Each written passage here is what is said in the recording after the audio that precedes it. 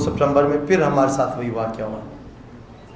ये तो अल्लाह का बड़ा शुक्र है कि अगर 30-40 सेकेंड सरदार जामेंगल साहब, महमूद खान चकज़ई साहब, असगर खान चकज़ई साहब थे, सेंटर कबीर मोहम्मद शीद साहब या अलामा साहब थे, 30 से 40 सेकेंड पहले अगर ये ना जाते तो ये वाक़या तो हमारी क़यादत के साथ होते।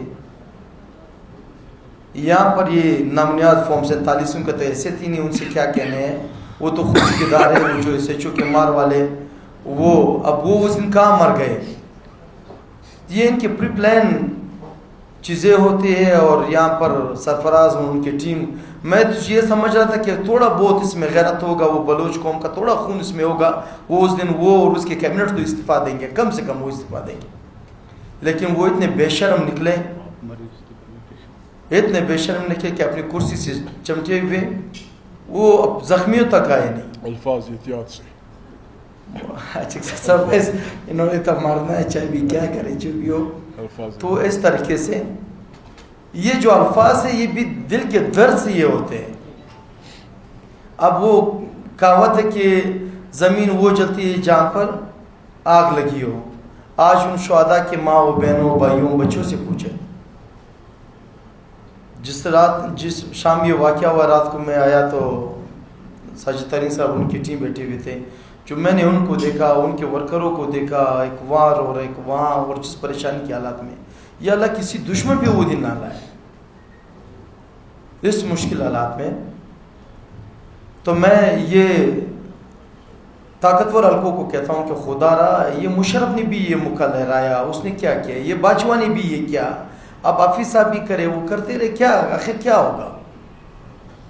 वो दिन भी याद है अब सबको कि मुशर्रफ साहब के लिए कोई दुआ भी नहीं कर रहे थे, मतलब तो ही समझते थे।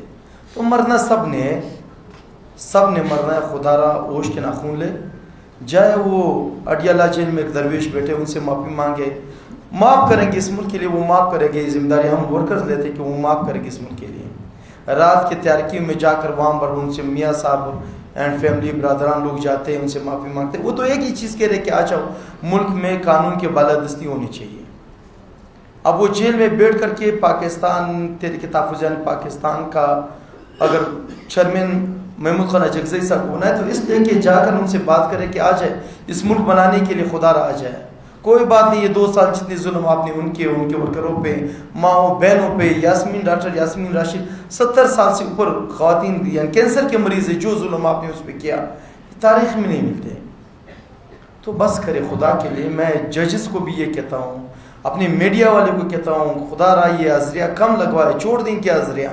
ये अज़रिया तो आज हमारे मुल्क, हमारे सूबे तो यहाँ तक लाए कि जब हम उनके दरबार पे जाते हैं, अज़रिया लगाते हैं सिर्फ अपने लिए, ना मुल्क के लिए, ना सूबे के लिए। खुदा रहा ये बंद करे।